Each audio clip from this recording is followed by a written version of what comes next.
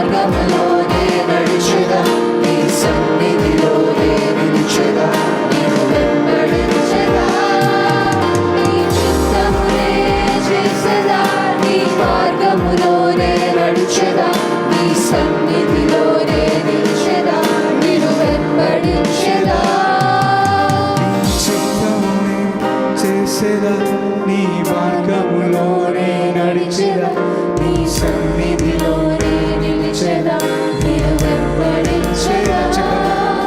నీ చిత్తమునే చేసేదా, నీ మార్గములోనే నడిచెదా, నీ సన్నిధిలోనే నిలిచెదా, నిన్ను వెంబడించెదా.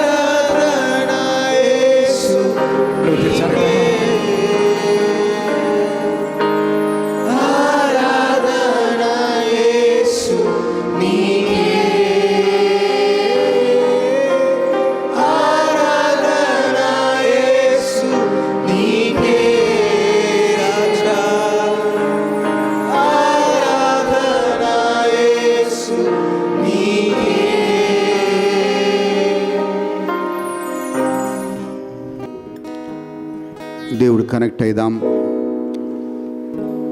మొదటి ఆజ్ఞ చెప్తుంది, నీ పూర్ణ ఆత్మతో, పూర్ణ శక్తితో, పూర్ణ బలముతో నీ దేవుని ఆరాధించాలి అని. ఈరోజు అన్నీ మర్చిపోయి దేవుని ఆరాధిద్దాం. పౌలు దావీదు దేవుని స్తుతించినప్పుడు, ఆ మందస్సం మీద ముందు నాట్యం ఆడినప్పుడు దావీదు అన్నీ మర్చిపోయాడు. తన రాజుని అన్న సంగతిని మర్చిపోయాడు. తన శరీరం మీద నుంచి బట్టలు ఆయన ఊడిపోతున్నా గమనించుకోకుండా ఎంతగా లీనమైపోయాడు అంటే, నా దేవుని ఆరాధించటానికి ఏది నాకు అడ్డు ఉండకూడదని సంపూర్ణంగా దేవుని యందు లీనమైపోయాడు. అందుకే దావీదుని బట్టి దేవుడు మాట అన్నాడు, ఈయన నా హృదయానుసారి, he is a man after my own heart said the Lord. ఈరోజు ఈ వారమంతా అనేక విషయాలతో వేసారిపోయి ఉంటాం, అలసిపోయి ఉంటాం. But let's give you to the Lord. ఈ ఆరాధనలో దేవుడికి ఇచ్చేద్దాం. భారము చేత అలసి సొలసిన సమస్త ప్రజలారా నా యొద్దకి రండి అన్నాడు. నీ విచారములన్నీ కూడా నా మీద మోపుడి అన్నాడు. Cost your burden upon me, for I'm a lord who cares for you. నీ విచారములన్నీ నా మీద మోపు, నీ గురించి శ్రద్ధ వహించే దేవుడు అన్నాడు. ఈరోజు మన విచారములు, మన బాధలు అన్నీ దేవుడి మీద మోపి దేవుణ్ణి ఆరాధిద్దాం. యేసు రాజా నీ భవనములో రేయింబవలు వేచియుందుము. యేసు రాజా నీ భవనములో రేయింబవలు వేచియుందుము. నిన్ను స్తుతించి ఆరాధింతుము. నా చింతలు మరచెదను. నోటి తెరిచి నిన్ను స్తుతించి ఆరాధింతుము. నా చింతలు మరచెదను.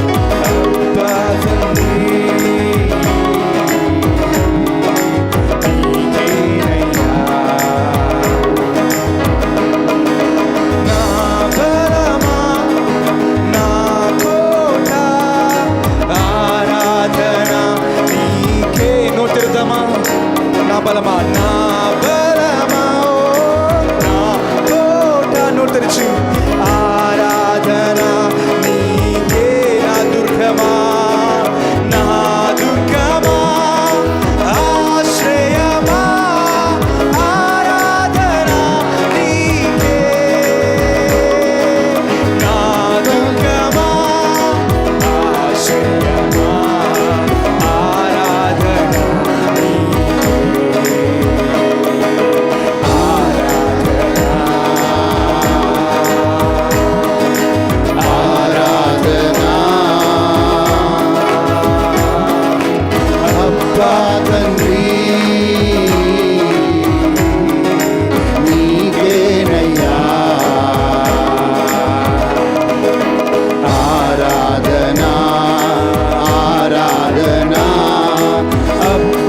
తండ్రి నీకేనయ్యా ఆరాధన.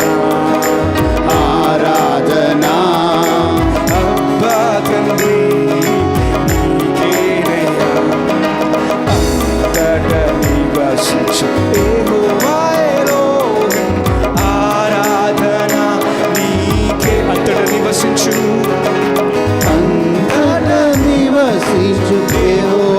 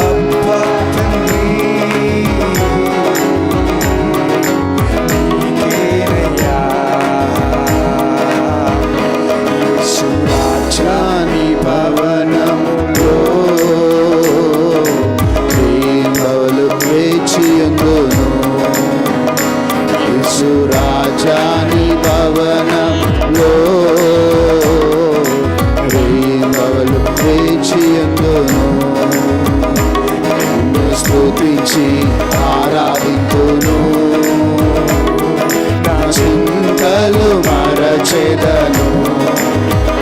నిన్ను స్తుతించి ఆరాధింతును,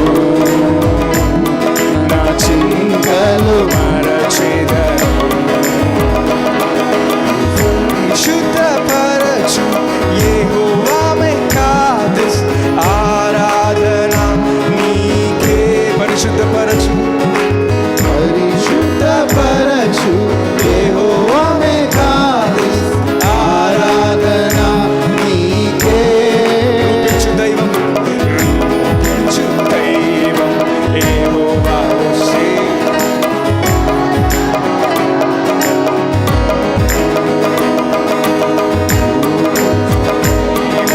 యెహోవా హోసేను, ఆరాధన నీకే. ఆరాధన ఆరాధన అబ్బా తండ్రి నీకేనయ్యా. ఆరాధన ఆరాధన అబ్బా తండ్రి నీకేనయ్యా. ఆరాధన ఆరాధన అబ్బా తండ్రి నీకేనయ్యా. ఆరాధన ఆరాధన అబ్బా తండ్రి నీకేనయ్యా. ఆరాధన ఆరాధన అబ్బా తండ్రి నీకేనయ్యా. ఆరాధన ఆరాధన అబ్బా తండ్రి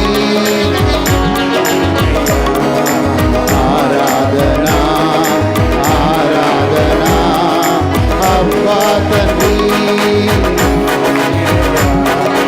ఆరాధన ఆరాధన నీకేనయ్యా. ఆరాధన ఆరాధన అబ్బా తండ్రి నీకేనయ్యా. ఆరాధన ఆరాధన అబ్బా తండ్రి నీకేనయ్యా. నా బలమా నా కోట ఆరాధన నీకే. నా బలమా నా కోట, ఆరాధన నీకే. నా దుర్గ ఆశ్రయమా ఆరాధన నీకే. నా దుర్గమా ఆశ్రయమా ఆరాధన నీకే. నా దుర్గమా ఆశ్రయమా ఆరాధన నీకే. ఆరాధన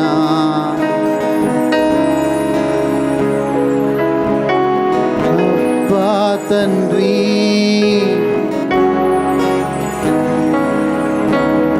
ఆరాధన ఆరాధన అబ్బా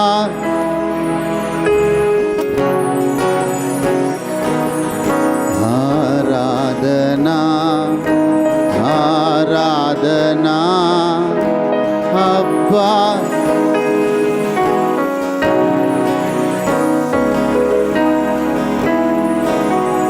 తండ్రి నీకు వందనాలు, నీకు స్తోత్రాలు. మా బలము నీవే, మా కోట నీవే, మా ఆశ్రయ దుర్గము నీవే.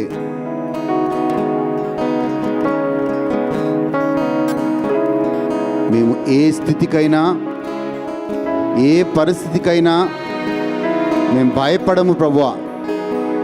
ఎందుకంటే మా ఆశ్రయ దుర్గము నీవే, మా బలము నీవే, మా కోట నీవే. నీకు అసాధ్యమైంది ఏది లేదు ప్రభువా. Nothing is impossible to you lord. You are our strength, you are our shield, you are our refuge. We give you all the glory and honor. యేసు నామములో అడుగుచున్నాము తండ్రి. దయచేసి కూర్చోండి. ఎఫెసీయులకు రాసిన లేఖ 5వ అధ్యాయం 14వ వచనం నుంచి దేవుని వాక్యాన్ని చూద్దాం. Book of Ephesians chapter 5 verse 15 onwards we read like this. దినములు చెడ్డవి గనుక దినములు చెడ్డవి కనుక మీరు సమయమును పోనీయక. 5వ అధ్యాయం 14వ వచనం. ఎఫెసీయులకు రాసిన లేఖ 5వ అధ్యాయం 14వ వచనం. ఎస్. అందుచేత నిద్రించుచున్న నీవు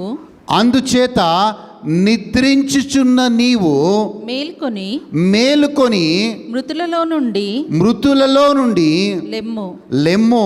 క్రీస్తు నీ మీద ప్రకాశించునని ఆయన చెప్పుచున్నాడు. మరొకసారి చదువుదాం. అందుచేత నిద్రించుచున్న నీవు. చూడండి, జాగ్రత్తగా ఉండండి. అందుచేత నిద్రించుచున్న నీవు మేలుకొని మృతులలో నుండి లెమ్ము. క్రీస్తు నీ మీద ప్రకాశించునని ఆయన చెప్పుచున్నాడు. హల్లెలూయా. నిద్రించుచున్న ఓ క్రైస్తవుడా, నీవు లేస్తే, ఆ నిద్రలో నుంచి నువ్వు లేస్తే క్రీస్తు వెలుగు నీ మీద ప్రకాశిస్తుంది అంటున్నాడు దేవుడు. ఇది ఏ నిద్ర గురించి మాట్లాడుతున్నాడు? చాలామంది క్రైస్తవులు ఆత్మీయంగా నిద్రపోతూ ఉన్నారు. ఆత్మీయ నిద్ర అంటే you are not sensitive to God's things. దేవుడి విషయాలను బట్టి మనము సెన్సిటివ్గా ఉండం. ఇంకా చాలా సమయం ఉందిలే అంటే కొన్ని విషయాల్లో, దేవుడి విషయాల్లో కూడా, ప్రార్థన విషయంలో కావచ్చు, పరిచర్య విషయంలో కావచ్చు, మనము అంటనట్టుగా ఉంటాం. ఇంకో రకంగా చెప్పాలంటే నిర్లక్ష్యముగా ఉంటాం. ఇంకో రకంగా చెప్పాలి అంటే మనము ఆ భారం కానీ ఆ బాధ్యతను కానీ కలిగి ఉండం. సో దేవుడు ఏమన్నా అంటే, నిద్రిస్తున్న ఓ క్రైస్తవుడా లే, నువ్వు లేస్తే ది క్రీస్తు యొక్క వెలుగు నీ మీద ప్రకాశిస్తుంది అంటున్నాడు. చూడండి, మనము 2వ అధ్యాయంలో పౌలు నిద్ర గురించి మాట్లాడతాడు, మరణం గురించి మాట్లాడతాడు. 2వ అధ్యాయం 1వ వచనంలో మనని ఇలా చెప్తూ ఉన్నాడు. మీ అపరాధముల చేతను మీ పాపముల చేతను మీరు చచ్చిన వారై ఉన్నారు. So you are dead with your sins and trespasses.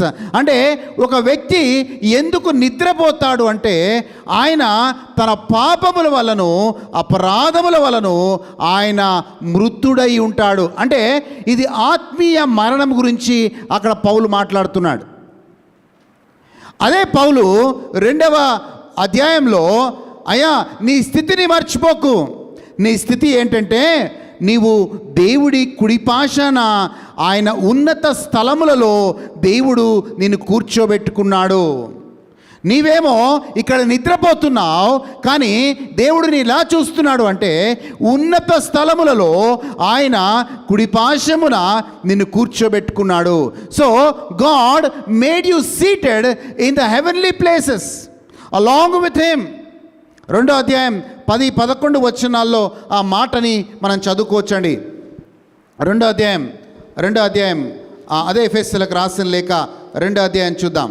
మరియు వాటి యందు మనము నడుచుకొనవలెనని దేవుడు ముందుగా సిద్ధపరిచిన సత్క్రియలు చేయుటకై సత్క్రియలు చేయుటకై మనము క్రీస్తు యేసునందు సృష్టింపబడిన వారమై ఆయన చేసిన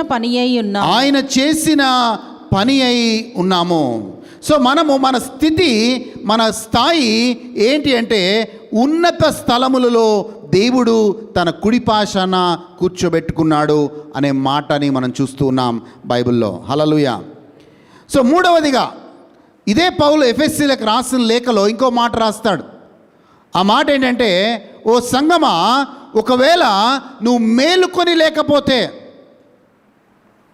రేపు ప్రభు తన సంఘము కోసము ప్రాణం పెట్టాడు. రేపు ప్రభు మధ్యాకాశంలోకి వస్తే నువ్వు ఆ ప్రభుని ఎదుర్కోలేవు. If you are not watchful, if you are sleeping, you cannot meet the Lord in heaven. అందుకే సంఘం ఎలా ఉండాలంటే, ముడత కానీ, మచ్చ కానీ, కలంకము కానీ మరి ఏదైనాను లేక ఆ సంఘము నిర్దోషమైనది గాను, దేవుని వాక్యము చేత ఉదక స్నానము చేయబడినదైన గాను, ఆ సంఘము మహిమా సంఘంగా ఉండుటకు దేవుడు తన ముందు నిలబెట్టుకున్నాడు. అంటే మనం ఏది వదిలేయాలి సంఘముగా అంటే, ముడత వదిలేయాలి, మచ్చ వదిలేయాలి, కలంకమును వదిలేయాలి. మనం ఏది యాడ్ చేసుకోవాలి అంటే దేవుని యొక్క మహిమని యాడ్ చేసుకోవాలి, దేవుని యొక్క పరిశుద్ధతని యాడ్ చేసుకోవాలి, దేవుని యొక్క నీతిని యాడ్ చేసుకోవాలి. అప్పుడే మనం మహిమా సంఘంగా ఉండొచ్చు. So we should leave that blemish, we should leave that wrinkles and add to us the glory and the holiness and the righteousness of God. మనం చూసినట్లయితే కొంచెం ముందుకు ఇక్కడ పౌలు దేని గురించి మాట్లాడుతున్నాడు అంటే ఆత్మీయ నిద్ర మాట్లాడుతున్నాడు. సో ఆత్మీయంగా నిద్రపోతున్న వారలారా, కొందరు అంటారు, బ్రదర్ నేను ఒకప్పుడు ఉజ్జీవంగా ఉన్నాను దేవుడి కోసం, ఒకప్పుడు దేవుడి కోసం బాగా ఆసక్తితో ప్రార్థన చేశాను. ఒకప్పుడు గురించి అడగట్లేదు, ఈరోజు నీ స్థితి ఏంటి అనేది మనం గమనించుకోవాలి. మనం డాక్టర్ దగ్గరికి వెళ్ళినప్పుడు నువ్వు నెల క్రింద ఆరోగ్యంగా ఉన్నావా లేదా అని చూడు. ఈరోజు నీ చేయి పట్టుకొని, ఈరోజు నీ ఆరోగ్య పరిస్థితి ఏంది, ఈరోజు నీ శరీరంలో ఏది కొదువుగా ఉంది, ఏది నేను ఇబ్బంది పెడుతుందని ఈరోజు స్థితిని చూస్తాడు. కానీ నెల కింద నువ్వు ఆరోగ్యంగా ఉన్నావన్న విషయాన్ని ఆయన గమనించాడు. సో ఈరోజు దేవుడు అడుగుతున్నాడు, ఈరోజు నీ స్థితి ఏంటి? బహుశా మనము చూడండి, ఒక్కొక్క మనిషి ఎందుకు ఆత్మీయ నిద్రలోకి వెళ్ళిపోతాడో మనం బైబిల్లో చూద్దాం. You're not sensitive to the things. కానీ దేవుడు ఏమన్నాడు తెలుసా? దేవుడు ఏమన్నాడంటే, మనము ఈ లోకంలో బీదవాళ్ళుగా ఉన్నాను, మనం ఈ లోకంలో అన్ని విషయాల్లో సఫర్ అవుతున్నాను, మనం ఈ లోకంలో ఏమీ లేకుండా ఉన్నాను, కానీ మనం ఆత్మీయ స్థితిలో మాత్రం ధనవంతులుగా ఉండాలంట. Though we are poor in this world, we should be rich in God. వాక్యాన్ని చూద్దాం. యాకోబు పత్రిక 2వ అధ్యాయం 5వ వచనం. యాకోబు పత్రిక 2వ అధ్యాయం 5వ వచనాన్ని బైబిల్లో నుంచి చూద్దామండి. యాకోబు పత్రిక 2వ అధ్యాయం 5వ వచనం. Book of James chapter 2 verse 5. నా ప్రియ సహోదరులారా ఆలకించుడి. ఈ లోక విషయములో దరిద్రులైన వారిని విశ్వాసమందు భాగ్యవంతులుగాను తన్ను ప్రేమించు వారిని తాను వాగ్దానము చేసిన రాజ్యమునకు వారసులుగా ఉండుటకు దేవుడు నిన్ను ఏర్పరచుకొనలేదా? ఈ లోక స్థితి నీది ఎలాగైనా ఉండొచ్చు, కానీ దేవుడు నేను ఎలా చూస్తున్నాడు అంటే, ఈ లోక విషయంలో అన్ని విషయాల్లో దరిద్రులైనను విశ్వాస విషయంలో మీరు భాగ్యవంతులై ఉండాలి. You must be rich in God. And ఇంకోటి కూడా చెప్తున్నాడు, దేవుడు తన ప్రేమించు వారిని తన వాగ్దానం చేసిన రాజ్యంనకు వారసులుగా ఉండుటకు దేవుడు మిమ్మల్ని ఏర్పరచుకోలేదా? So God doesn't look whatever you are. మనం ఈ భూలోకంలో ఏమున్నామో ఎలా ఉన్నామో దేవుడు అది కాకుండా నువ్వు దేవుని యందు బలంగా ఉండాలి, ధనవంతులుగా ఉండాలి. We should be rich in God. అందుకే నిద్రపోతున్న వాళ్ళందరికీ కూడా మనం ఏం చెప్పాలంటే, మన స్థితి ఆ నిద్ర నుంచి లేచి మనం దేవుని యందు భాగ్యవంతులుగా ఉండాలి. హల్లెలూయా. మనము దేవుని యొక్క రాజ్యంను స్వతంత్రించుకునే వాగ్దానాన్ని మనం మర్చిపోకుండా, దేవుడు మన ఏర్పాటును మనం మర్చిపోకుండా దేవుని యందు భాగ్యవంతులుగా ఉండాలనే మాటను చెప్తా ఉన్నాడు. కానీ చాలామంది నిద్రపోతున్నారు. ఎందుకు నిద్రపోతారు? బైబిల్లో 3 నిద్రపోయారు, గాఢ నిద్రపోయారు. ఎంత గాఢ నిద్ర అంటే ఒకరు లేపాల్సి వచ్చింది వాళ్ళని. అయ్యా లే, ఆ నిద్ర నుంచి నువ్వు లే, నీ మీద బాధ్యతను దేవుడు పెట్టాడు. మొదటి రాజుల గ్రంథానికి వెళ్దాం. మొదటి రాజుల గ్రంథం 19వ అధ్యాయం 5-6 వచనాలు చూద్దామండి.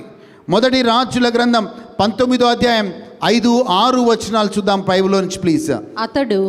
అతడు అంటే ఈయన ఏలియా గురించి చెప్తున్నాడు. ఏలియా బదరీ వృక్షము కింద పరుండి నిద్రించుచుండగా, ఆయన పరుండి నిద్రించుచుండగా ఒక దేవదూత వచ్చి అతని ముట్టి నీవు లేచి భోజనము చేయమని చెప్పాను. చూడండి, ఏలియా ఓ గొప్ప ప్రవక్త, దేవుని అభిషేకం గల ప్రవక్త, పైనుంచి అగ్నిని తీసుకొచ్చిన ప్రవక్త. కానీ ఈ ప్రవక్త కొంచెం ఎదురు దెబ్బలు తగిలాయి. ఈ ప్రవక్తని యెజబెలు, అహాబు వాళ్ళు కొన్ని మాటలంటే ఈ ప్రవక్తలోకి భయం వచ్చింది. ఈ భయం వచ్చిన తర్వాత ఈ ప్రవక్త పరిచర్యని వదిలిపెట్టాడు. ఈ ప్రవక్త తాను ఎవరో అన్న సంగతిని మర్చిపోయాడు. తను ఆరాధించే దేవుడు ఎంత గొప్పవాడు అన్న సంగతిని మర్చిపోయి ఈయన తన ప్రాణాన్ని అరచేతిలో పట్టుకొని పరిగెడతా ఉన్నాడు. ఒక దగ్గర అలసిపోయాడు, ఆ బద్రీ వృక్షం కింద పడుకున్నాడు. ఎంత గాఢమైన నిద్ర అంటే దేవదూత వచ్చి అయ్యా లే, నువ్వు లే అయ్యా, లేచి ఆహారం తిను అన్నంత వరకు ఆయన పడుకున్నాడు. ఇలాంటి ప్రవక్త ఈయనంటే ఆకాశము వర్షము కురవకుండా ఉండునుగాక అని ఆయన నోటి నుంచి పలికిన మాటని దేవుడు రూఢి చేశాడు. దేవుడు దాన్ని ఆ యొక్క మాటని దేవుడు ఏమంటారు, ఈ ఫుల్ఫిల్డ్ దట్ వర్డ్. మళ్ళీ అదే ఒక ఆకాశము వర్షము కురియునుగాక అంటే దేవుడు వర్షాన్ని కురిపించాడు. అనేక అద్భుతాలు ఈ ప్రవక్త ద్వారా జరిగాయి. కానీ ఈరోజు యెజబెలు అనే ఒక రాణి ఆయనని భయపెట్టినప్పుడు ఆయన అరచేతిలో పట్టుకొని ఆయన నోటి నుంచి వస్తున్న మాట ఏంటో తెలుసా అండి? అయ్యా నేను చనిపోతాను, నేను బ్రతకను. నిరుత్సాహము, నిస్పృహ ఆయనను దేవుడికి దూరం చేసింది. ఆయన దేవుని సన్నిధి నుంచి దూరంగా పరిగెడుతున్నాడు. ఆయన ప్రాణాన్ని కాపాడుకోవాలనుకుంటున్నాడు. కానీ దేవుడు ఆయనను కాపాడుతాడన్న సంగతిని మర్చిపోయాడు. తాను పిలిచిన దేవుడు నమ్మదగిన వాడని సంగతిని మర్చిపోయాడు. తను ఆరాధించే దేవుడు గొప్పవాడు. ఒక చిన్న ప్రార్థన చేస్తేనే పరలోకం నుంచి అగ్ని పంపించి ఆ 350 మంది బయలు ప్రవక్తల్ని హతము చేయడానికి కృపనిచ్చిన సంగతిని మర్చిపోయాడు. లేచాడు, దేవుడితో లేపింది, లేచాడు, మళ్ళీ పడుకున్నాడు. 6వ వచనం చూద్దామండి. మొదటి రాజులు 9వ అధ్యాయం 6వ వచనం. అతడు చూచినంతలో అతని తల దగ్గర నిప్పుల మీద కాల్చబడిన అప్పమును నీళ్ల బుడ్డియు కనబడెను గనుక అతడు భోజనము చేసి తిరిగి పరుండెను. మళ్ళీ పడుకున్నాడు. ఒక పనున్న వ్యక్తి, ఒక దైవజనుడు, అంత ఆత్మ ఉన్న మనిషి, ఆయన దానికి ఎదురు దెబ్బలు తగిలినప్పుడు, నిరుత్సాహం గుండా, నిస్పృహ గుండా వెళ్తున్నప్పుడు ఆయన దేవుడు అప్పగించిన పనిని ఆయన మర్చిపోయి, ఆయన ప్రవక్తని అనే సంగతిని మర్చిపోయి మళ్ళీ తిని మళ్ళీ పడుకుంటున్నాడు. ఇది ఆత్మీయ నిద్ర. అందుకే ఎఫెసీయులు రాసిన లేఖలో పౌలు అన్న మాట ఏంటంటే, నువ్వు నిద్ర లేస్తే దేవుని యొక్క వెలుగు నీ మీద ప్రకాశిస్తుంది. Wake up O children of God. If you wake up, God will shine forth on your life.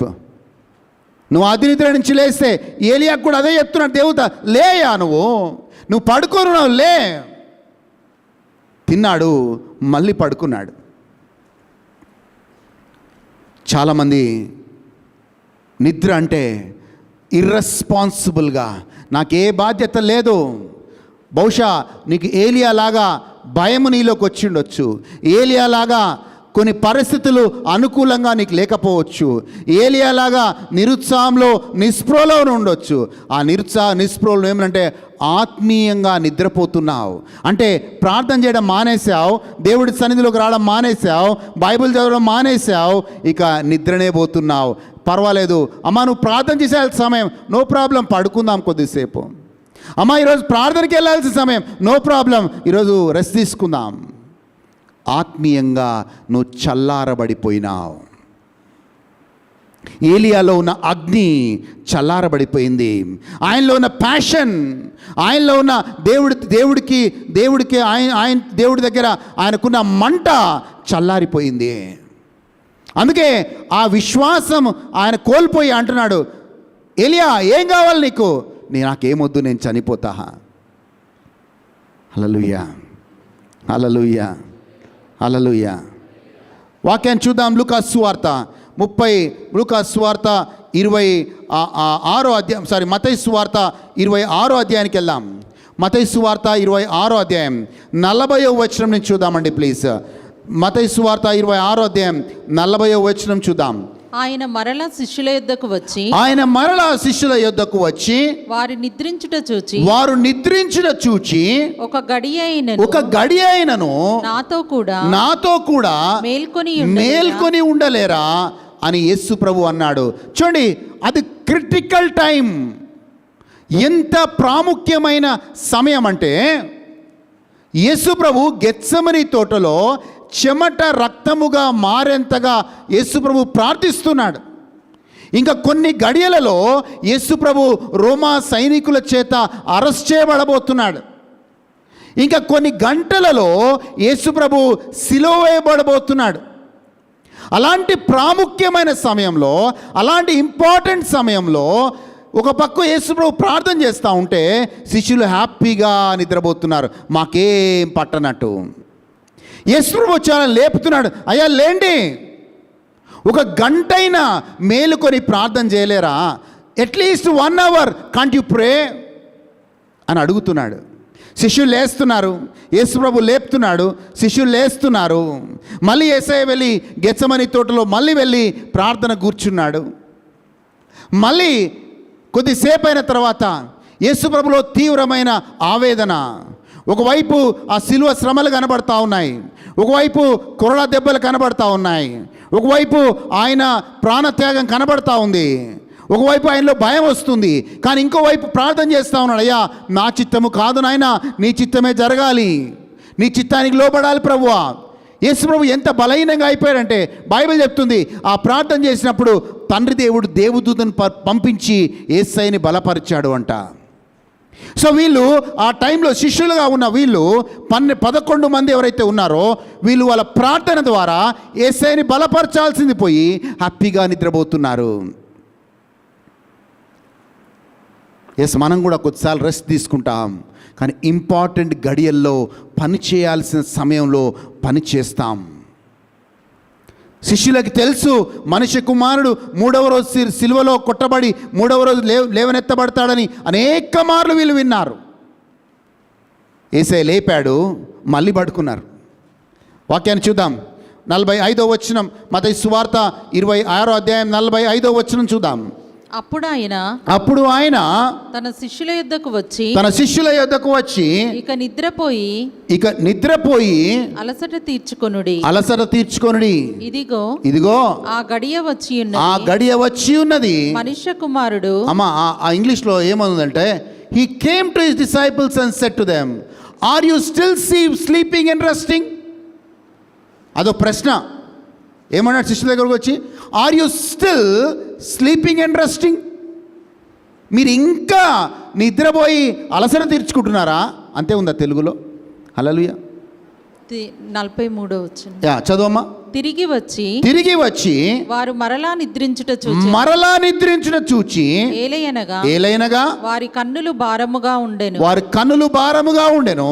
అంతే. హల్లెలూయా. చూడండి, ఆత్మీయ నిద్ర చాలా భయంకరమైనది. బయటికి బాగానే కనబడతాం, కానీ మనము ఏలియాలాగా నిద్రించటం అంటే ఏది ఆయన బాధ్యతను మర్చిపోయి దేవుణ్ణి మర్చిపోయి విశ్వాసం లేకుండా ఉన్నవాడు మాత్రమే నిద్రపోతాడు. A person who doesn't have faith in God will sleep the spiritual sleep. శిష్యులకి విశ్వాసం ఇంకా ఆ బలంగా విశ్వాసంలో బలపడలేదు వాళ్ళు. ఏలియా విశ్వాసం ఉన్న ఆ భయము ఆయనలోంచి విశ్వాసాన్ని తీసేసింది. హల్లెలూయా. Because of fear he lost his faith. And శిష్యులు కూడా వాళ్ళకి ఆ యొక్క రూఢిగా విశ్వాసం లేదు కాబట్టి ఏం జరుగుతుందిలే పర్వాలేదులే పడుకుందామని వాళ్ళు పడుకున్నారు. ప్రార్థన చేయాల్సిన టైంలో వాళ్ళు పడుకున్నారు. ప్రార్థన చేసి యేసయ్యని బలపరచాల్సిన సమయంలో వాళ్ళు పడుకున్నారు. ఈరోజు సంగమా, అందుకే పౌలు ఎఫెసీయులకు రాసిన లేఖలో పౌలు అదే మాట అంటే 5వ అధ్యాయం 14వ వచనంలో ఏమనంటే, ఓ క్రైస్తవులారా మీరు నిద్ర లేవండి, అవేక్. మీరు నిద్ర లేస్తే క్రీస్తు యొక్క వెలుగు నీ మీద ప్రకాశిస్తుంది. If you Wake up, Christ's light will shine upon you. హల్లెలూయా. ఇంకో 3వ వ్యక్తిని బైబిల్లో మనం చూద్దాం. ఈ వ్యక్తి గాఢ నిద్రకు వెళ్ళిపోయాడు. యోనా గ్రంథానికి వెళ్దాం. యోనా గ్రంథం 1వ అధ్యాయానికి వెళ్దామండి. యోనా ప్రవక్త ఎలాంటి ప్రవక్త అంటే ఆయన దేవుడి చేత ఏర్పరచుకున్నవాడు. దేవుడు ఆయనను ఏర్పరచుకున్నాడు. అండ్ యోనా ప్రవక్త ఎవరు అంటే ఆయన ప్రార్థన చేసే వ్యక్తి. He was a man of prayer. And యోనా ప్రవక్త ఎలాంటి వాడంటే ఆయన ఆత్మల పట్ల భారము కలిగిన వ్యక్తి. అలాంటి వ్యక్తి కనుకనే దేవుని ప్రవక్తగా ఉన్నాడు ఆయన. సో దేవుని ప్రవక్తకి 3 విషయాలు ఉంటాయి ఖచ్చితంగా. ఆయన దేవుడి చేత ఏర్పరచుకునేవాడు అయి ఉంటాడు, ఆయన ప్రార్థించే వ్యక్తి అయి ఉంటాడు, ఆయన ఆత్మల కోసం భారము కలిగి ఉంటాడు. అలాంటి వ్యక్తి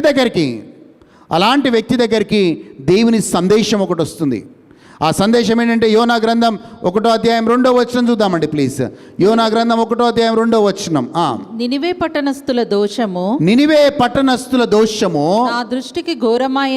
నా దృష్టికి ఘోరమాయను గనుక నీవు లేచి నినివే మహాపట్టణమునకు పోయి దానికి దుర్గతి కలుగునని ప్రకటింపుము. దేవుడి మెసేజ్ చాలా క్లియర్గా ఉంది యోనా ప్రవక్తకి. అయ్యా, నినివే పట్టణంలో పరిస్థితులు దయనీయంగా ఉన్నాయి, నువ్వు వెళ్ళి అక్కడ సువార్తను చెప్పు అన్నాడు. ఈ ప్రవక్త దేవుని చేత ఏర్పరచబడినవాడు, ప్రార్థన చేసేవాడు, ఆత్మల చేత భారమున్నవాడు. ఆయన లేచి వెళ్ళాల్సింది, కానీ ఆయన నినివే పట్టణానికి వెళ్ళడం లేదు. మనందరికీ తెలిసినట్లుగా ఆయన ఎక్కడికి వెళ్తున్నాడు? టర్షీష్ అనే పట్టణానికి ఆయన వెళ్తూ ఉన్నాడు. వాక్యాన్ని చూద్దాం ప్లీజ్. 3వ వచనం చూద్దాం. యోనా గ్రంథం 1వ అధ్యాయం 3వ వచనం. అయితే యెహోవా సన్నిధిలో నుండి చూడండి, జాగ్రత్తగా వినండి. ఎవరు ఆత్మీయంగా నిద్రపోయేవారిగా ఉంటారంటే ఎవరైతే యెహోవా సన్నిధి నుంచి దూరం వెళ్ళిపోతారో. ఈయన యెహోవా సన్నిధిలో అప్పటి వరకు ఉన్నాడు, దేవుని సందేశం ఈయనకొచ్చింది, కానీ ఈయన దేవుని సన్నిధి నుంచి దూరముగా వెళ్తూ ఉన్నాడు. He was going away from the presence of the Lord. Yes. తర్షీషు పట్టణమునకు పారిపోవలెనని. తర్షీషు పట్టణమునకి ఎక్కడి నుంచి వెళ్తున్నా అంటే దేవుని సన్నిధికి దూరంగా వెళ్తున్నాడు. ఎప్పుడైనా గుర్తుపెట్టుకోండి, దేవుని చిత్తము నుంచి ఏ వ్యక్తి అయితే బయటికి వెళ్ళిపోతాడో ఆ వ్యక్తి దేవుడి సన్నిధి నుంచి దూరం వెళ్ళిపోతాడు. A man who goes out of the will of God goes away from the presence of God. ఈయన టర్షీష్కి నినివేకి వెళ్ళవలసిన వాడు టర్షీష్కి వెళ్తున్నాడు కనుక దేవుడి చిత్తంలో నుంచి బయటికి వెళ్తున్నాడు కనుక దేవుని యొక్క సన్నిధి నుంచి ఆయన దూరం వెళ్తున్నాడు. హి was going away from the presence of God. చాలాసార్లు ఆ దేవుని సన్నిధి నుంచి దూరం పోయినప్పుడే, మనం దేవుడి చిత్తంలో నుంచి అడుగు బయట పెట్టినప్పుడే మనం భయంకరమైన శ్రమల గుండా వెళ్తాం. ఎస్, చదవమ్మా, అక్కడ 3వ వచనం చదువుదాం. ఎస్. అయితే అయితే యెహోవా సన్నిధిలో నుండి యెహోవా సన్నిధిలో ఉండి తర్షీషు పట్టణమునకు పారిపోవలెనని యెహోవా సన్నిధి నుంచి యెహోవా సన్నిధి నుంచి తర్షీషు పట్టణమునకు పట్టణమునకు పారిపోవలెనని యోనా యొప్పేకి పోయి తర్షీషునకు పోవు ఒక ఓడను చూచి ప్రయాణమునకు కేవు ఇచ్చి యెహోవా సన్నిధిలో నిలువక యెహోవా ఇక్కడండి జాగ్రత్త అండి, అక్కడ తెలుగు బైబిల్ ఏం రాస్తుందంటే యెహోవా సన్నిధిలో నిలువక అని ఉంది. ఇంగ్లీష్ బైబిల్ ఏం రాస్తుందంటే he was going away from the presence of the Lord. హల్లెలూయా, హల్లెలూయా. ఈయన నినివే వెళ్ళే విశ్వాసం అనే ఓడని ఎక్కాల్సి పోయి తర్షీష్కి వెళ్ళే వ్యాపార సంబంధమైన ఓడను ఎక్కుతున్నాడు. ఆయన నినివే పట్టణానికి వెళ్ళే విశ్వాసం అనే ఓడను ఎక్కాల్సింది పోయి ఆయన తర్షీషుకు వెళ్ళే వ్యాపార సంబంధమైన ఓడను ఎక్కుతూ ఉన్నాడు. మనం పాత నిబంధన కాలంలో మనం చూస్తాం, నోహాపు కాలంలో నోహాపు విశ్వాసముతో దేవుడు చెప్పినప్పుడు ఆ ఓడని కట్టాడు. ఆ ఓడని కట్టిన నోహాపు కుటుంబము ఆ యొక్క ఓడలోకి ప్రవేశించిన తర్వాత దేవుడు ఆ కుటుంబాన్ని కాపాడి మిగతా వాళ్ళందరినీ జలప్రలయంతో నాశనం చేశాడు. విశ్వాసంతో కట్టుకున్న ఓడ, విశ్వాసంతో దేవుడు చెప్పినప్పుడు ఆ ఓడలోకి ప్రవేశించిన ఆ యొక్క నోహా ఆయనతో పాటు ఆయన కుటుంబాన్ని కాపాడుకున్నాడు. అందుకే దేవుడు నోహాను బట్టి ఏమన్నా అంటే నోహా నీతిమంతుడు. ఎందుకు ఆయన నీతిమంతుడు అంటే లోకమంతా ఒకవైపు వెళ్తున్నా ఆయన మాత్రం దేవుడి చిత్తాన్ని చేయడానికి ఆయన సిద్ధపడ్డాడు. లోకమంతా భయంకరమైన పాపంలో ఉన్న ఈయన మాత్రం దేవుని చిత్తాన్ని చేయాలి, దేవుడు చెప్పింది చేయాలి అని నిలకడగా ఉన్నాడు.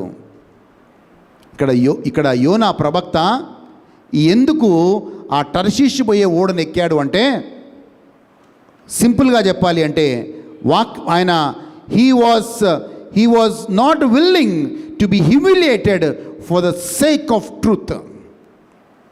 సత్యము కోసము ఆయన అవమానాలు నిందలు పొందుకోవడానికి ఆయన ఇష్టపడట్లేదు. For the sake of truth he was not willing to get humiliated and despised by people. ఆయన ఏమనుకున్నా అంటే నేను నినివేకి వెళ్ళి నేను సువార్తని ప్రకటిస్తే అక్కడ ప్రజలు నన్ను అవమానిస్తారు, ప్రజలు నన్ను అపహసిస్తారు, ప్రజలు నన్ను హింసిస్తారు. రెండో విషయం ఆయన ఏమనుకున్నా అంటే he didn't want to be rejected for the sake of truth.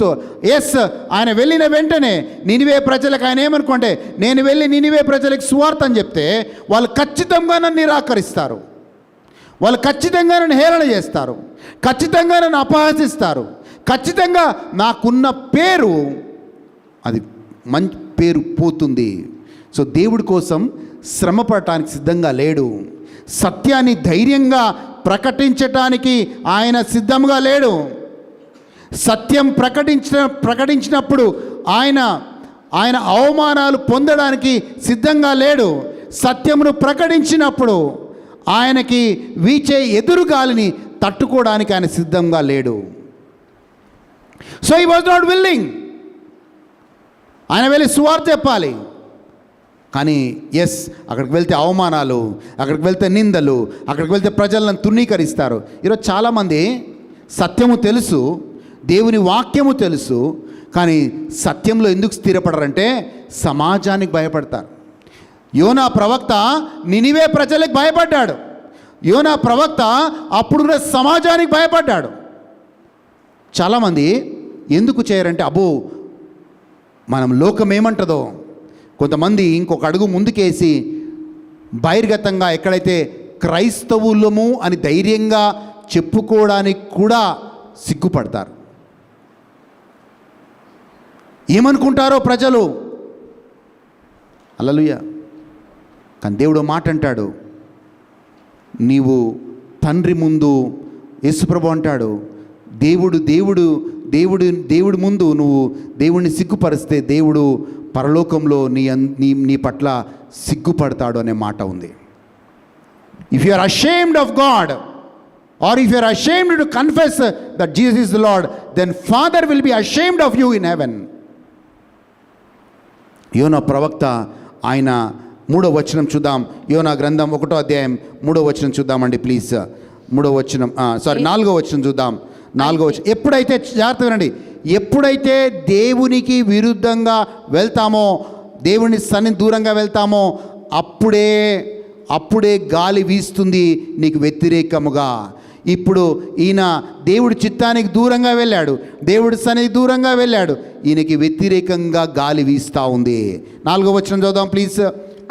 అయితే యెహోవా సముద్రము మీద పెద్ద గాలి పుట్టింపగా. ఎవరు పుట్టించారు ఈ గాలి? అండర్లైన్ చేసుకోండి, దేవుడే పుట్టించాడు. when you go to the will of God, God will send that wind. దేవుడే యెహోవానే ఆ గొప్ప గాలిని పుట్టింపగా సముద్రమందు గొప్ప తుఫాను రేగి ఓడ బద్దలైపోయి పోవు గతి వచ్చెను. హల్లెలూయా. కానీ ఒకటి మాత్రం చాలా చాలా ప్రాముఖ్యమైనది ఏంటంటే, దేవుడు ఆ యొక్క పెద్ద గాలిని తుఫానుని పంపించింది యోనాని నాశనం చేయడానికి కాదు.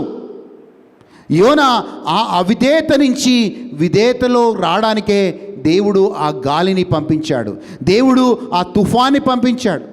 ఈరోజు నీ కుటుంబ జీవితంలో కావచ్చు ఇలాంటి తుఫాను వీస్తుందా? నీ వ్యాపారంలో ఇలాంటి తుఫాను వీస్తుందా? నీ ఆత్మీయ జీవితంలో ఇలాంటి తుఫాను వీస్తుందా? అంటే దాని సూచన ఏంటి అంటే, మనం అవిధేయత నుంచి విధేయతలోకి రావాలి అని. The same wind if it is blowing against you, maybe in your family, maybe in your business, maybe in your spiritual life, it's time to see that yes I need to come out of my disobedience to obedience. హల్లెలూయా, హల్లెలూయా. ఇవన్నీ జరుగుతున్నప్పుడు, ఇవన్నీ ఓడ భయంకరంగా ఆ తుఫాన్లో చిక్కున్నప్పుడు ఆ ఓడలో ఉన్న వారందరూ మేల్కొని వాళ్ళందరూ ప్రార్థన చేయడం మొదలుపెట్టారు. 5వ వచనం చూద్దాం. 1వ అధ్యాయం 5వ వచనం అండి ప్లీజ్. కాబట్టి నావికులు భయపడి ప్రతివాడును తన దేవతను ప్రార్థించి, ప్రతివాడు అన్యులందరూ చూడండి, వాళ్ళందరూ అన్యులు, వాళ్ళందరూ లేచి వారి దేవతల్ని ప్రార్థన చేస్తూ ఉన్నారు. అయ్యో ఈ తుఫాను నుంచి మేము కాపాడబడదుం గాక. కానీ దేవుని బిడ్డ, దేవుని ప్రవక్త, దేవుడు ఎంత గొప్పవాడో తెలిసినవాడు కింద పడవ కింద లోవర్ డెక్లో మామూలు నిద్ర కాదది, గాఢ నిద్రపోతున్నాడు. ఎవరు? యోనా ప్రవక్త. లేచి ప్రార్థన చేయాల్సిన వయస్సులో, టైంలో, లేచి నినివేకి వెళ్ళి సువార్త చెప్పాల్సిన సమయంలో మనవాడు ఒక భయంకరమైన తుఫాను వీస్తుంది, ఆ యొక్క పడవ కొట్టుకుపోయే స్థితి ఉంది. కానీ ఈయన మాత్రం హ్యాపీగా నిద్రపోతున్నాడు. చదవమ్మ, కిందికి చదవండి. అప్పటికి యోనా ఓడ దిగువ భాగమునకు పోయి పండుకొని గాఢ నిద్ర. మామూలు నిద్ర కాదు అది. మామూలుగా అందరం పడుకుంటాం, కానీ ఎంత గాఢ నిద్ర అంటే, బయట తుఫాన్ వచ్చినా, బయట ఏమొచ్చినా, కానీ ఈయన మాత్రం గాఢ నిద్రపోతున్నాడు. హల్లెలూయా. ఆ షిప్ క్యాప్టెన్ వచ్చి అడుగుతున్నాడు, ఏమయ్యా ఇంత భయంకరమైన పరిస్థితి ఉంది, నువ్వు ఎలాగయ్యా నిద్రపోతున్నావు? లేచి నీ దేవుడికి ప్రార్థన చేయి. ఇంత విపత్తుకరమైన సమయంలో ఎలాగయ్యా నువ్వు నిద్రపోతున్నావు? ఎలా నిద్ర వస్తుంది నీకు? 6వ వచనం చూద్దామండి. 6వ వచనం. అప్పుడు ఓడనాయకుడు ఓడ నాయకుడు అతని యొద్దకు వచ్చి ఓయి నిద్రపోతా ఏమంటున్నాడు? ఓరి నిద్రపోతా, నీకేమి వచ్చినది? లేచి నీ దేవుని ప్రార్థించు. మనము చావకుండా ఆ దేవుని మన యందు కనికరించునేమో అని. హల్లెలూయా. సజీవమైన దేవుణ్ణి ఆరాధించే వ్యక్తి, దేవుని సేవకుడేమో నిద్రపోతున్నాడు. అన్య దేవుళ్ళని ఆరాధించే వాళ్ళేమో వాళ్ళ దేవుళ్ళకి ప్రార్థన చేస్తూ ఉన్నారు. అందుకే పౌలన్న మాటను జ్ఞాపకం చేస్తున్నాను. నువ్వు నిద్ర నుంచి లేవాలి. నువ్వు నిద్ర నుంచి లేస్తే క్రీస్తు వెలుగు నీ మీద ప్రకాశిస్తుంది. Wake up so that God's light may shine upon you. గాఢ నిద్రపోతున్నాడు. పోనీ అప్పుడు ఆ కెప్టెన్ లేపినప్పుడైనా కానీ ఆయన మారు మనసు పొంది ఆ అవిధేయతలోంచి బయటకు వచ్చి అయ్యా నినివేకి పోతానని ఒక నిర్ణయం తీసుకుంటున్నాడా? లేదు. అంటే అవిధేయత కొన్నిసార్లు ఎంత స్ట్రాంగ్గా ఉంటుందంటే ఆ అవిధేయతలో నుంచి మనం బయటికి రావాలని ఇష్టపడం. ఆయనకు తెలుసు పోకూడని స్థలానికి వెళ్ళాడని తెలుసు. ఆయనకు తెలుసు ఆ విపత్తు ఎందుకు వచ్చిందో తెలుసు, ఆ తుఫాన్ ఎందుకు వచ్చిందో తెలుసు. కనీసం అప్పుడైనా లేచి మారు మనసు పొంది ప్రభువా నన్ను క్షమించు అని నువ్వు చెప్పిన స్థలానికి వెళ్తానని అంటున్నా అంటే లేదు. ఎప్పుడైనా గుర్తుపెట్టుకోండి, మన తప్పుని మనము గుర్తించి మనం దేవుడి దగ్గర క్షమాపణ అడిగితే మనకు దేవుడు మళ్ళీ సరైన మార్గంలో నడిపిస్తాడు. That's the time you need to judge yourself. మత్తయి సువార్త 7వ అధ్యాయం 1వ వచనం చూసినట్లయితే you should judge yourself or you will be judged by others. మీరు తీర్పు తీర్చకుడి, అప్పుడు మిమ్మును గూర్చి తీర్పు తీర్చబడదు. చూడండి, అలాంటి టైంలో మనమే తీర్పు తీర్చుకోవాలి. ఏమని తీర్పు తీర్చుకోవాలి? ఎస్, నేను చేస్తుంది తప్పు, నేను వెళ్తున్న మార్గం తప్పు, నేను దేవుడి చిత్తంలోంచి బయటికి వెళ్తున్నాను, నేను దేవుడి సన్నిధిలోంచి దూరం వెళ్తున్నాను, దేవుడి ప్రణాళిక నేను దూరం వెళ్తున్నాను. సో మనం తీర్పు తీర్చుకొని ఎస్ ఆ విధేయతలోంచి బయటకు వస్తే మనము తీర్పులోకి రాము. ఇక వాళ్ళు తప్పేది లేక వాళ్ళు ఏం చేస్తారంటే వాళ్ళందరూ కూడా దీనికి కారణం ఎవరు అని వాళ్ళందరూ కూడా చీట్లు వేస్తున్నారు. 7వ వచనం చూద్దాం. యోనా గ్రంథం 1వ అధ్యాయం 7వ వచనం చూద్దాం ప్లీజ్. అంతలో ఓడవాళ్ళు ఎవనిని బట్టి ఇంత కీడు మనకు సంభవించినది తెలియుటకై మనము చీట్లు వేతము రండని ఒకరితో ఒకరు చెప్పుకొని చీట్లు వేయగా చీటి యోనా మీద ఎవరి మీద పడింది? చీటి మళ్ళా చీటి యోనా మీదే పడింది. ఇదంతా దేవుడు గమనిస్తున్నాడు. ఆయన ఏంటంటే అవిధేయత నుంచి విధేయతలోకి దేవుడు తీసుకురావాలని ప్రయాసపడుతున్నాడు. కానీ ఈయన మాత్రం నో, అలాగే ఉంటానంటున్నాడు. ఆ చీటి పడ్డప్పుడు ఆయన గురించి ఎంక్వైరీ స్టార్ట్ చేశారు. ఏమయ్యా నువ్వు నిజంగా చెప్పి ఇప్పుడు నువ్వు ఎక్కడి నుంచి వచ్చావు, ఎందుకు వచ్చావు, ఏం చేస్తున్నావు, నువ్వేం చేస్తావు, నువ్వెవరివి అని అడిగినప్పుడు ఆయన అప్పుడు చెప్తున్నాడు, నేను సజీవమైన దేవుని యొక్క సేవకుడనయ్యా, ఈ సముద్రాన్ని చేసిన, ఈ గాలిని చేసిన దేవుణ్ణి ఆరాధించేవాడినయ్యా నేను అని చెప్తున్నాడు. నేను మామూలు వాడిని కాదయ్యా, నేను ఆరాధించే దేవుడు కూడా మామూలు వాడు కాదు. ఆ మాటను చూద్దాం. యోనా ఏమంటున్నాడో చూద్దాం. 9వ వచనం చదవండి ప్లీజ్. అతడు వారితో ఇట్లా నేను హెబ్రీయుడను సముద్రమునకును భూమికిని సృష్టికర్తయై ఆకాశమందుండు దేవుడై ఉన్న యెహోవాయందు నేను భయభక్తులు గలవాడనే. చూడండి, భూమికి ఆకాశానికి సముద్రానికి అధిపతి అయిన యెహోవా దేవుడి యొక్క సేవకుడు నేను. హల్లెలూయా. ఇప్పుడు గుర్తుకొచ్చింది ఆయనకి, ఆయన దేవుడు ఎంత శక్తిమంతుడో. He knows how powerful is his God. కానీ ఏం చేస్తున్నాడు? గాఢ నిద్రపోతున్నాడు. షిప్ క్యాప్టెన్ ఏమన్నాడు? ఓరి నిద్రపోతా అన్నాడు. లేచి ప్రార్థన చేయాల్సిన వయస్సు టైంలో, లేచి నినివేకి వెళ్ళి సువార్త చెప్పాల్సిన సమయంలో, లేచి నశించిపోయే ఆత్మలని రక్షించాల్సిన సమయంలో గాఢ నిద్రపోతున్నాడు. గాఢ నిద్ర. హల్లెలూయా, హల్లెలూయా, హల్లెలూయా. నా పాయింట్ ఏంటంటే 10వ వచనంలో మనం చూస్తే ఆయన నోటితో ఆయన చెప్తున్నాడు, అవునయ్యా ఈ విపత్తు ఎందుకు వచ్చిందంటే నేను దేవుడి సన్నిధి నుంచి దూరంగా వెళ్తున్నాను. I'm going away from God's presence.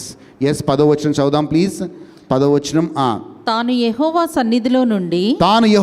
సన్నిధిలో నుంచి పారిపోవుచున్నట్లు అతడు ఆ మనుషులకు తెలియజేసి ఉండెను గనుక, అతడు ఆ మనుషులకి తెలియచేసి, చూడండి, he was going away from the presence of God. కానీ ఇదే మోషే ఏమని ప్రార్థన చేశాడో తెలుసా? ప్రభువా, నీ సన్నిధి నాతో రాకపోతే ఈ ఇజ్రాయెల్ ప్రజల్ని నేను నడిపించను ప్రభువా అన్నాడు. అంటే దేవుడి సన్నిధి ఎంత ప్రాముఖ్యమైందో ఎవరికి తెలుసు? మోషేకి తెలుసు. కనుక ప్రార్థన చేశాడు, ప్రభువా నీ సన్నిధి నాతో రాకపోతే నేను వెళ్ళను. అప్పుడు దేవుడైన యెహోవా అన్నాడు మోషేతో, మోషే నా సన్నిధి నీతో ఉంటుంది, నువ్వు భయపడకు. My presence shall go with you. ఆ సన్నిధితోటే మోషే 40 సంవత్సరాలు ఇజ్రాయెల్ ప్రజల్ని నడిపించాడు. ఆ సన్నిధి ఉంది కాబట్టే మోషే అన్ని లక్షల మందిని నడిపించగలిగాడు. ఆ సన్నిధి ఉంది కనుకనే మోషే ద్వారా దేవుడు అనేక అద్భుతాలు చేశాడు. ఈరోజు ఈ వ్యక్తి దేవుని సన్నిధి నుంచి దూరంగా పారిపోతున్నాడు. A person goes out of the will of God goes away from his presence. నువ్వు దేవుని చిత్తము నుంచి దూరంగా వెళ్ళిపోతే దేవుడి సన్నిధి నుంచి కూడా నువ్వు దూరంగా వెళ్ళిపోతావు. జాగ్రత్త. హల్లెలూయా, హల్లెలూయా. దాని రివర్స్ అవుతుంది. ఎప్పుడైనా గుర్తుపెట్టుకోండి. రివర్స్ ఏంటో తెలుసా? ఇక్కడ ఈయన నినివేకి వెళ్ళి సువార్త ప్రకటిస్తే అక్కడ అనేక మంది, ఒక్కరు కాదు ఇద్దరు కాదు, 40,000 మంది నినివే పట్టణంలో ఉన్న వాళ్ళు రక్షణలోకి వస్తారు. అంటే ఈయన సువార్త ప్రకటిస్తే అనేక మంది రక్షణలోకి వస్తారు. కానీ ఈరోజు ఈయన దేవుడి చిత్తము నుంచి బయటికి వెళ్ళాడు కాబట్టి, దేవుని యొక్క సన్నిధిని దూరం వెళ్ళాడు కాబట్టి, ఈయన వల్ల, ఎవరి వల్ల? ఈ యోనా ప్రవక్త వల్ల ఆ ఓడలో ఉన్న వాళ్ళందరూ సమస్యలోకి వచ్చారు. ఆ షిప్ క్యాప్టెన్ అంటున్నాడు, ఆ షిప్లో ఉన్న వాళ్ళందరూ అంటున్నారు, ఆ ఓడలో ఉన్న వాళ్ళు, ప్రభువా ఈయనని బట్టే మాకు నాశనము కలుగుతుంది, కనుక ఈయనని ఓడలోంచి బయటికి వేసేస్తాం. ఎవరి వల్ల ఆ షిప్ నాశనం అవుతుంది? ఎవరి వల్ల షిప్లో ఉన్నవారు నాశనం అవుతున్నారు? యోనా వల్లనే. ఈ వ్యక్తి మేలు చేయడానికే కానీ మంచి చేయడానికి ఏర్పరచబడ్డవాడు, సువార్తని ప్రకటించడానికి ఏర్పరచబడ్డవాడు, ఈయన వల్ల అనేకులు రక్షణలోకి రావడానికి ఏర్పరచబడ్డవాడు. ఈరోజు ఈ వ్యక్తియే దేవుడి చిత్తం దూరంగా వెళ్ళాడు కాబట్టి ఈ వ్యక్తి వల్ల నాశనము జరుగుతుంది. హల్లెలూయా. చూసారా, ఆత్మీయంగా నిద్రపోతే ఎంత డేంజరస్సో. నీ వల్ల మేలు జరగాల్సింది పోయి కీడు జరుగుతుంది. ఆమేన్. హల్లెలూయా. చదువుదామా, మాటను చూద్దామా. 2వ అధ్యాయం 14వ వచనం చూద్దాం. 14వ వచనం. 1వ అధ్యాయం 14వ వచనం. 1వ అధ్యాయం 14వ వచనం. ఎస్. కాబట్టి వారు యెహోవా నీ చిత్త ప్రకారముగా నీవే దీన్ని చేసితివి. ఈ మనుష్యుని బట్టి, అండర్లైన్ చేసుకోండి ఆ మాటని, ఈ మనుష్యుని బట్టి మమ్మల్ని లయము చేయకుందుగాక. Please O Lord, we pray that let us not perish on account of this man's life. ఆయన వల్ల వీళ్ళు నాశనం అయిపోతున్నారు. అందుకే సింపుల్గా ఏం చేశారంటే ఒక చిన్న ప్రార్థన చేశారు, తీసి ఆయన ఓడలోంచి బయటికి వేశారు. కనీసం ఓడలో నుంచి బయటికి వేసినప్పుడు అయినా కానీ ఈయన మారు మనస్సు పొంది, ప్రభువా నన్ను క్షమించు, నేను నువ్వు చెప్పినట్లుగా నినివేకి వెళ్తాను అని అన్నాడంటే లేదు, ఆయనని సముద్రంలోకి పడేసేదాకా కూడా ఆయన నోరు తెరవలేదు. హల్లెలూయా, హల్లెలూయా, హల్లెలూయా. ఎస్, ఎందుకంటే విధేయత, ఎందుకు చెప్తున్నంటే అవిధేయత అంత స్ట్రాంగ్గా ఉంటుంది కొందరిలో. The disobedience is so strong, you don't want to change, you don't want to change your decision. ఎంత రూఢిగా ఆ అవిధేయత ఉంటుందంటే దాంట్లోంచి బయటికి రావడానికి ఇష్టపడం. కానీ దేవుడు ఎంత గొప్పవాడంటే, నువ్వు నేను ప్రేమించే దేవుడు, ఆరాధించే దేవుడు ఎంత గొప్పవాడంటే, దేవుడు యోనాని పోగొట్టుకోదలుచుకోలేదు, నినివే ప్రజల్ని పోగొట్టుకోదలుచుకోలేదు. దేవుడు యోనాని కాపాడాలనుకున్నాడు, నినివే ప్రజల్ని కూడా కాపాడాలనుకున్నాడు. అందుకే ఆ దేవుడు చేపను పంపించి యోనాని మృంగివేయడానికి ఆజ్ఞాపిస్తూ ఉన్నాడు. అప్పుడు తెలుసుకున్నాడు యోనా, ఆ చేప కడుపులో నుంచి ప్రార్థన చేస్తూ ఉన్నాడు. 2వ అధ్యాయం 2వ వచనం చూద్దామండి ప్లీజ్. యోనా గ్రంథం 2వ అధ్యాయం 2వ వచనం చూద్దాం. ఆ మత్స్యం కడుపులో నుండి, మా మత్స్య కడుపులో నుంచి యోనా యెహోవాని ఇలాగు ప్రార్థించెను. ఇప్పుడు ప్రార్థన చేస్తున్నాడు. ఓడలో ఉన్నప్పుడు గాఢ నిద్రపోయాడు, వాళ్ళు ఓడలోంచి బయటికి వేస్తున్నప్పుడు గాఢ నిద్రపోయాడు. ఇప్పుడు యెహోవాకు మొరపెడుతున్నాడు. నేను ఉపద్రవంలో ఉండి యెహోవాకు మనవి చేయగా. ఉపద్రవం అంటే బాగా, ఇంకా ఆయనకు అర్థమైపోయింది. ఏమర్థమైందంటే, నేను ఈ చేప కడుపులో నుంచి బయటపడను, ఈ చేప కడుపులో నుంచి బయట పడేయగల సమర్థుడు ఒకరున్నారంటే నా దేవుడు. అక్కడి నుంచి ప్రార్థిస్తున్నాడు. హల్లెలూయా. ఎక్కడి నుంచి ప్రార్థిస్తున్నాడు? చేప కడుపులో నుంచి. మనము అంతదాకా వెయిట్ చేయని అవసరం లేదండి. మన అవిధేయతను ఎంత స్ట్రాంగ్ ఉంటామంటే, లేదు, నేను నిర్ణయించుకున్న మార్గంలోనే పోతాను, నేను చేసేదే కరెక్ట్, అది అసత్యమైంది తెలిసిన అసత్యంలోనే నేను పోతాను ముందుకి, కానీ నేను దేవుడికి లోబడను. ఈయన చూడండి ఎంత స్ట్రాంగ్గా ఉన్నాడో, దేవుడికి లోబడకుండా ఉన్నాడు. చివరికి అన్ని ద్వారాలు మూసుకుపోయిన తర్వాత చేప కడుపులో నుంచి దేవుడికి మొర్రపెడుతున్నాడు. హల్లెలూయా. మనము అక్కడ దాకా రానవసరం లేదు. మొదటలోనే మనము దేవుడి వైపు తిరిగితే, ఎస్, దేవుడు క్షమించి మళ్ళీ నీ కృపనిచ్చి మళ్ళీ నిన్ను వాడుకుంటాడు. ఆమేన్. ఎస్, ముందుకెళ్దామా, చదువుదాం. 2వ అధ్యాయం 2వ వచనం ప్లీజ్. నేను ఉపద్రవములో ఉండి యెహోవాకు మనవి చేయగా ఆయన నాకు ప్రత్యుత్తరం ఇచ్చెను. పాతాళ గర్భములో నుంచి నేను కేకలు వేయగా నీవు నా ప్రార్థనని అంగీకరించితివి. ఎస్, 3 రకాల వ్యక్తులని మనం చూస్తూ ఉన్నాం. వీళ్ళు ఆధ్యాత్మికమైన వాళ్ళు, దేవుడి చేత ఏర్పరచబడ్డ వాళ్ళు, వాళ్ళ మీద బాధ్యతని దేవుడిచ్చాడు, వాళ్ళకి భారాన్ని దేవుడిచ్చాడు. అయినా కానీ నాకేం సంబంధం లేదని హ్యాపీగా నిద్రపోతున్నారు. ఈరోజు క్రైస్తవుడనే వాడికి దేవుడు అందరికీ ఒక బాధ్యతని ఇస్తున్నాడు. జాగ్రత్త. ఆ బాధ్యత ఏంటి?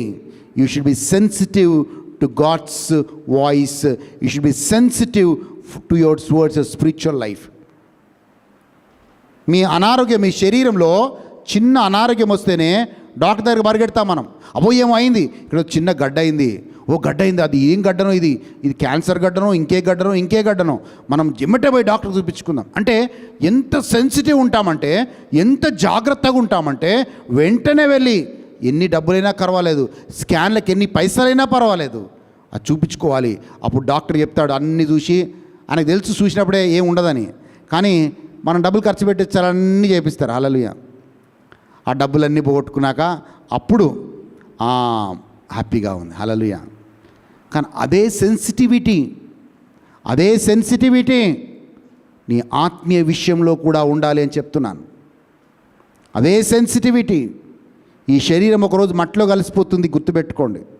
నీ ఆత్మే, శరీరం ఇంపార్టెంట్, ఆత్మ ఇంపార్టెంట్ అంటే ఆత్మే ఇంపార్టెంట్. మరి శరీరం పట్ల, ఈ మట్టిలో కలిసే శరీరం పట్ల అంత సెన్సిటివ్గా ఉన్న నీవు మరి నీ ఆత్మీయ విషయంలో ఇంకా ఎంత సెన్సిటివ్గా ఉండాలి. హల్లెలూయా. కానీ దేవుడు కృపగలవాడు, దేవుడు ప్రేమించేవాడు కనుక ఏలియాని దాని నుంచి బయటికి తీసుకొస్తున్నాడు. ఆయన పడుకున్నప్పుడు కూడా, ఏలియా పడుకున్నప్పుడు కూడా దేవుడిని పంపిస్తున్నాడు, ఏలియాకి భోజనం పెడుతున్నాడు. శిష్యులు పడుకున్నప్పుడు కూడా దేవుడు లేపుతున్నాడు, యేసయ్య లేపుతున్నాడు. వాళ్ళు మళ్ళీ దూరం వెళ్ళిపోయినా సరే, అవిధేయతలో దూరం వెళ్ళినా సరే మళ్ళీ వాళ్ళ దగ్గరికి వస్తున్నాడు, మళ్ళీ ఆయన దారిలోకి తెచ్చుకుంటున్నాడు. కృపగల దేవుడు కనుక. యోనా ప్రవక్త దేవుడి చిత్తం నుంచి బయటికి వెళ్ళిపోయినా సరే, దేవుడి సన్నిధి నుంచి బయటికి వెళ్ళిపోయినా సరే, కృపగల దేవుడు కనుక ఆయనని మళ్ళీ ఆయన దారిలోకి తెచ్చుకుంటున్నాడు.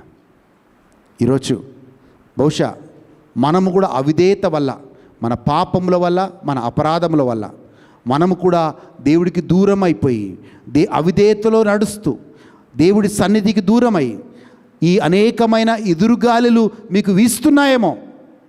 యోనా దేవుడి సన్నిధి దూరంగా వెళ్ళినప్పుడే ఆయనకి బలమైన గాలి ఒకటి వీచింది. ఆ గాలి దేవుడే పంపించాడు. ఆ గాలికి సముద్రం మొత్తం అల్లకల్లోలంగా అయి ఆ సముద్రంలో పెను తుఫాను వచ్చింది. ఆ తుఫాను ఎంత భయంకరంగా ఉందంటే ఓడని నాశనము చేసే విధంగా ఉంది. ఆ తుఫాను పంపించింది యోనాని నాశనం చేయడానికి కాదు, ఆ ఓడని నాశనం చేయడానికి కాదు. యోనా ఆ అవిధేయత నుంచి విధేయతలకు వస్తాడని దేవుడు ప్రయత్నిస్తున్నాడు. ఈరోజు మనకి ఎన్ని జరుగుతున్నా, ఆరోగ్యం దగ్గర ఒక చక్కని వాక్యం చెప్పాడు ఇందాక.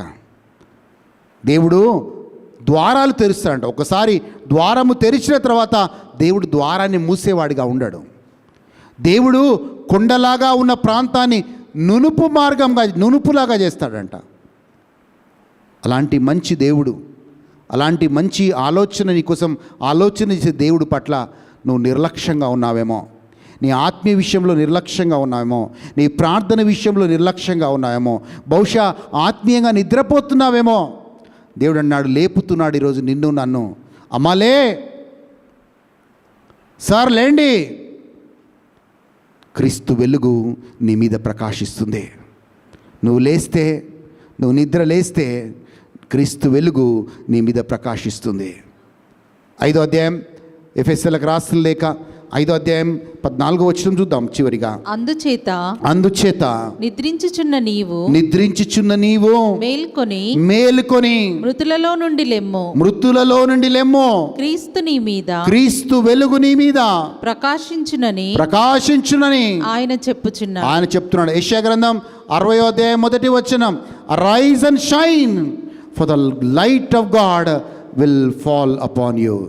యెషయా గ్రంథం 60వ అధ్యాయం 1-2 వచనాలు చూద్దామండి. నీకు వెలుగు వచ్చి ఉన్నది, లెమ్ము, తేజరిల్లుము, యెహోవా మహిమ నీ మీద ఉదయించును. చెప్పండి, లెమ్ము, తేజరిల్లుము, యెహోవా మహిమ నీ మీదకి వచ్చి ఉన్నది.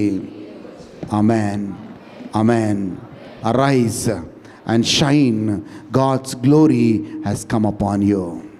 Amen. లేచి నిలబడదాం. ఈ సమయంలో ప్రార్థన చేసుకుందాం. ప్లీజ్ లేచి నిలబడదాం. స్తోత్రం. హల్లెలూయా. నీకు వందనాలు, నీకు స్తోత్రాలు నాయనా. హల్లెలూయా. Thank you Jesus. ఓ రీబాలా కారాబా. Thank you Lord. కళ్ళు మూసుకుందాం. ఎస్, ఆత్మీయంగా ఎక్కడైనా మనం నిద్రపోతున్నట్టయితే మనము మేల్కొందాం. మనం మేలుకొని దేవుడి దగ్గర దేవుడి యొక్క వెలుగు మన మీద ప్రకాశించే విధముగా మనం ప్రార్థన చేద్దాం. ప్రభువా, ఆత్మీయంగా నేను పడిపోయానేమో, ఆత్మీయంగా నేను నిర్లక్ష్యం చేస్తున్నానేమో, ప్రభువా. నిర్లక్ష్యం చేయకుండా ప్రభువా, నా ఆత్మీయ నిద్ర నుంచి నిన్ను ప్రభువా బయటికి తీసుకొని రా అని ప్రార్థన చేయండి. హల్లెలూయా. Thank you Jesus. We worship you, Lord. We give you all the glory and honor. Oh, thank you, Jesus. Thank you, Lord. Thank you, Jesus. Hallelujah. Thank you, Lord. Hallelujah.